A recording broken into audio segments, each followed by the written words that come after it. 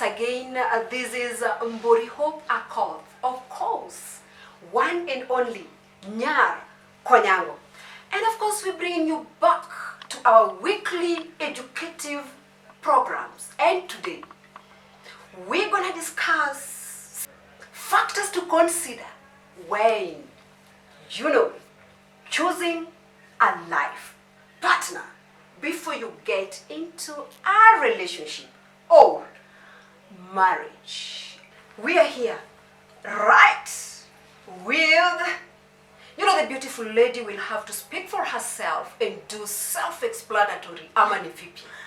Kabisa. Naona leo kidogo weather is, it's cold, eh? Yeah, it is. But then you decided to freeze and shine. Yeah, we thank God. Okay, before I get Slay. into that, you know what? Self-introduction there, my dear. Hi guys, my name is Evelyn Baraza. I'm a journalist and a hotelier by profession. I'm so humbled to be here. Always a pleasure to be here. Thanks you so much for joining us. Oh yes. Who is a partner? You're your soulmate or the opposite sex, or maybe the kind of the same sex, or maybe a person you want to be in a relationship with. Oh, Like because a long time relationship. I almost asked you, partners, we could be partners in crime, we could be business partners, So, a partner meant for a long time, a long-term kind of relationship. Like someone you consider to be your husband or your boyfriend. So many factors, so many factors. But before we get into the factors, Evelyn, so many, if we are rating relationships, let's talk of scaling them or putting them on a scale of 10, then I would confidently say that 8 out of 10, 8 out of the 10 relationships don't work out. Yeah, that is kind of true. What do you think is the problem? I think the problem is people always jump into relationship when they are not ready, or maybe when they've not done a very good background check of their partner. Yeah. So then you get to realize all these things when you're already inside. Yeah. So and then you feel like I can't do this anymore. So you have to back out. You are not ready. That is why a relationship fails. Not really. What you're shows not that? ready. What shows that actually a man or a woman is ready for a relationship? First of all, okay, if you want to know if you're ready into a relationship, then at least you have the qualities you're looking for. So when you check at those qualities, then you look yourself and you ask yourself, am I qualified to have someone who has these qualities? Yeah. That is how you know you are ready for this. As in, you look up to yourself, you ask yourself, am I ready for this? I these the qualities? Evaluation first. Yeah. And it's very important. I get into consent with myself right now. I'm very much ready for this relationship. Yeah. So that is what I'm trying to ask. What really shows, how would you feel you as an individual that, yes, myself as Evelyn, I'm very, very much ready for this relationship? Okay, I'll talk from my experience, my personal experience. When I was trusting God for a partner, or when I started praying for a partner, I wrote down a few qualities of what I wanted in a man. Wait a minute. I don't know if my fears ended at that point where you just mentioned, you mean you literally sat down and literally wrote the qualities you needed in a man? Yes. And how many were they? I had more than 15 things I was looking for in a partner. Evelyn, Yes. please. I just need 10 of them. So I'll talk from my personal experience. When I was looking for a partner, or when I was trusting God for a partner, I came up with a list of things that I wanted my man to have. And then I had to work on myself to make sure that these things I'm looking for in a man, at least I already have them. So one of the things I wrote was, I wanted a God-fearing man. Yeah? And I think this is one of the major things that any other person looking for a partner should consider in a man or a woman they want to have a relationship with or they want to get married to. You have your list. And you said they were 15. Yeah. So what do you expect What if you don't get the 15? So, or do you get a man, you get into a relationship, then you begin taking like, okay, my number one, yes, I've gotten it in the list. Number two, it's not there. So, okay, how do you evaluate? You have to get the 15, or there's a way you compromise? Okay, I would advise any young person who's ready or waiting for a man or a woman to be in a relationship with to start writing that list. You don't even necessarily have to write it down on paper, but at least have an idea of what you're looking for. Because they say standards will help you identify people who come in with an agenda. You know, from my list of the 15 points I'm looking for in a man, I'm sure I won't find all the 15 things. Also, this is just a projection, you know, like, yes. This is just a projection of what I want it to look like, you know. So at least if he or she has like 3/4 of what I'm looking for, then we can still work on the other factors, you know. But at least there are things that must be there. Okay. Now your scale, it's like your scale runs on 15. Yeah. So for you to settle down with a man, because at the end of the day, you're not going to get a man who is having all the qualities that you listed down. Yeah. What scale will you be working? Makes you comfortable settling down with this guy? At least 7 to 10. 7 to 10. 7/10. Yeah. Good. You had that, Evelyn. Yeah. Writing down literally on paper, like, you know, you have to have the 15. But lucky you guy, man, because it's not really rigid, eh? No, the it's list not is rigid. kind of Flexible. Yeah, it's flexible. At least kama unaweza gonga 7. If you can hit 7, you're good. You're good to go, huh? Yeah, because no one is perfect. You No. know. I'm So also not I'm perfect. looking for an imperfectly perfect man. Most cases, it's been said that the failing relationships are mostly depend on women. Yeah. What can you say about that? Well, I think it's because so many women or ladies, I'll say, we always look up to the finer things in life. You know, like when you go into a relationship, you already have a picture of what it should look like. And so when you go into it and it's not what you had envisioned, then you just want to back out. So it's sort of too much expectation. Yeah, too much expectations. Ah. And then you have these too much expectations, but we are not working on ourselves. You know, for instance, you want someone who's financially stable. Yourself, you're not even anywhere into financial stability. You know what he said? That a way to a man's heart is, okay, it depends on 3 major things. 3 major what? 3 major things. Now one, good cooking, good food. Like, yes, you just have to prepare some delicacy. You know, you prepare delicacy. And apart from that, you have to ensure that there's tidiness in this man's environment. Yes? Now cleanliness. Then now number 3 is now the conjugal right. Evelyn, is it not so much confusing? Well, I think when you're ready for a man, or when you really know what you want, then you'll be able to tell if he is the one or if he's not the one, you know. And then when he is the one, then all those things will not be so much work to you. What about the tale about, you know, there are only 3 ways of getting into a man's heart. Like, you know, you have to know how to cook, you ensure cleanliness in his environment, and then, yes, the conjugal right. Well, as much as all those 3 are important, there's more to life. As in, there's more to marriage, there's more to relationship. So as much as you have all those 3 things in place or in check, there's still more to life. Yes. So of course the 3 ones are important, but also you need something else that will be more, because this man can cook for himself, he can clean if he wants to do, and there are so many people who can do the same.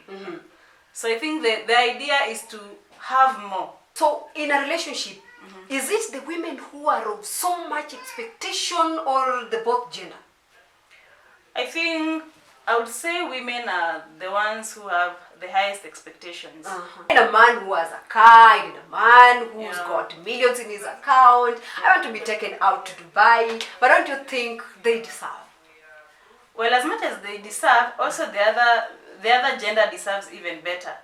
You know, because if you want a man who is established, then they'll also want a woman who is established. You know, Because after all, you know, that's why they say if you want an educated man, at least try to get an education. Because on his way up, you find someone who's also on the same track. Submission in a relationship. Submission in a relationship. Submission in love. Yeah. Okay, in my point of view, people misinterpret submission. You know, like even in the Bible, there's a verse that says, women submit to your husband. Yes. But before that verse, there's also, in the same chapter, just the verse before that one says, submit to one another, you know. But the problem comes... The man to submit to the woman and the woman submits to the man. Yeah, it should be a two-way traffic. But again, most people just rely on the one where the lady is mentioned when they say, woman submit to your husband. And that is... What are the things that show that a woman is submitting? Well, according to me, submission is strength put under control.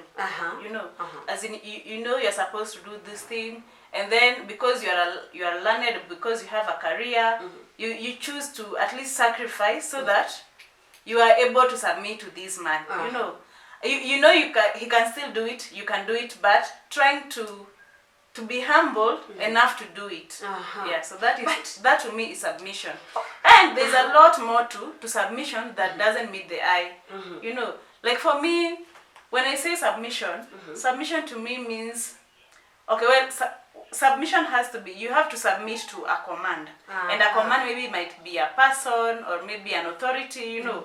So when I say submission to a command, it means you are able to follow a directive. Well, what I meant is, when you are submissive to a command, you are always willing to listen to me, you know. That aside, the other thing is, when you are submissive to a command, it means you have someone to look up to. You have a mentor, or you have someone where if things don't work, we can go to them and we can square our things out. That is, they can offer you a shoulder to lean on. Yeah, they can offer you a shoulder to lean on, and they can also mentor you, you know, like in all aspects of life. That means you have someone you can submit to, you know. Yeah. The other thing in submissive to command is now the other one that everyone worships, you know, as in the sexual part of it, you know. As a lady, okay, it's a command from the Bible. It's only right that you do it, you know, like put career on hold and something else, or maybe, but at least it is important. I think, do you think marriages or relationships that a man knows how to cook work out? Yes, they do. Really? Yeah. When a man really can get into the kitchen and, you know, arrange the cutleries and serve meals. Yeah, they work because... Do you think there's competition in the kitchen? And yes, like you can just pack and go back to your parents, like, and do the cooking. Not really. Okay, marriage is not all about cooking or the man being able to do house chores. There's more to marriage, there's more to relationships. So yes, a man can be able to cook and the marriage will still last.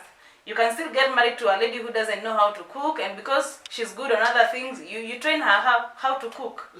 And then the marriage will last. Don't you think men who know how to cook are very stubborn in the house? No, they don't. I don't think so. Are you so sure about that? I'm very sure, because I've been in the hospitality industry and I know chefs who are happily married. Yes. Like, yes. So it's not a hindrance at all. Yeah. There's more to life, really. Than just knowing how to cook and knowing house chores. So even men who know how to cook are just good and humble in the house. Yeah, they are. There are factors that a man or a woman should put into consideration before dipping themselves into a relationship. Yes. And we have various factors here, and could be we would want to expound on them, do the elaboration so that at least they get to have the information in details. Yeah. Yes. Now, the first factor that tops our list here is he or she who is God-fearing. Yeah. Well, I think it is important for young people, before getting into a relationship or before getting into marriage, to ensure that their partners have a belief system. A belief system means at least you recognize a supreme being. For instance, maybe you could be a Christian, a Hindu, or a Muslim. For instance, if you are a Christian, you would want to marry someone who is a Christian. As in someone whom you can share faith. And that is very important. Point number 2 is he or she who intentionally intentionally get to know her pursuit for the relationship or marriage? Yeah, I think with that factor is, okay, we are supposed to say that get someone who is intentional. Intentional means this person knows exactly what they want, how they want it, why they want it, you know. Like, because so many people today get into relationships or marriage for all wrong reasons. You know, because maybe I was heartbroken and I want to show revenge to my boyfriend, so I jump into a relationship just so that the other person can see that I'm happy and doing fine. You know? So there's always the revenge part of it, like, yes, I want to hurt my ex-girlfriend, a lot of people, a lot of people get married or run into relationships to revenge, you know. The other people get into relationships because they want some benefits, you know. Like, I know this guy is rich and I want to live a good life, so I'll just go and befriend him, and then be the guy who think I'm serious, then I'll be married. Wow. How would you tell that now, yes, I am responsible and she is responsible, or he is responsible, and now we can gang up to make a couple? Well, you easily tell a responsible man by the way they handle themselves. Like, you can tell, for instance, this guy is able to pay his rent, at least he's able to take care of his need. You know, when you talk about responsibility, it majorly deals with financial stability, mental stability, and emotional stability. A passion. Yeah. I mean, the man or the woman should be passionate. Yeah. Would you please try and, you know? Well, I believe it is one of the major factors to consider when settling for a partner, because when someone doesn't love you, it's just a matter of time and they'll heartbreak you. You know, then you need to be in for someone who loves you for who you are. Like, despite your poor background, or despite your physical challenges, or maybe because of your mental baggages, that person should love you for who you are. Then that means that person is passionate about you. What about the background check? Well, the background check is that, okay, you have to do it yourself. Because, you know, at the end of the day, okay, maybe you didn't carry out a background check and then you come to realize that this person is a witch. You know, this person is a thief. And that's how we are supposed to take our time. But do you think you'll get all the clear information while doing the background check? Because those guys who've done the background check, but at the end of the day, it was all deceit. Yeah, but someone who loves you, and if you take your time really well, that's why I'm saying you're supposed to work on yourself first. You know, when you work at yourself, maybe, for example, maybe you start praying to God. Some of these things will just reveal themselves. You know, they don't even have to tell you. So get to know that you really have to pray, and you pray so hard so that you get to have these things reveal themselves. You know, they unravel. And that, submission is strength put under control. Wow. Now, Evelyn, as we are winding up. Okay, there's more to life than marriage, you know. So work on yourself. If you have your qualities, have qualities that you look for in a man. And then when you already have those qualities, at least try and look at yourself. Am I matching to these qualities? For example, ask yourself, if I was the man, can a lady marry me with these qualities I have? Then start working on yourself. The other thing I believe works or has worked for me is the power of prayers. Yeah? Because God will be able to reveal so many things in a man that you wouldn't even imagine they have, or they'll show up later. So pray about it. You know, don't be in a hurry, and then when it's your time, then it will be amazing. I believe that at the end of this video, you're gonna get yourself armed with the factors that you as a man, you as a woman, should put into consideration, baby, before you finally settle down with that honey bunch that you are looking forward, you know, to tie the wedding knots with. But again, I'm so much humbled that you stayed tuned and you kept on watching until the end of this video. Now, until we meet next time, I was yours and always yours, one and only Mburi Hope Akop, of course, Nyar Konyango.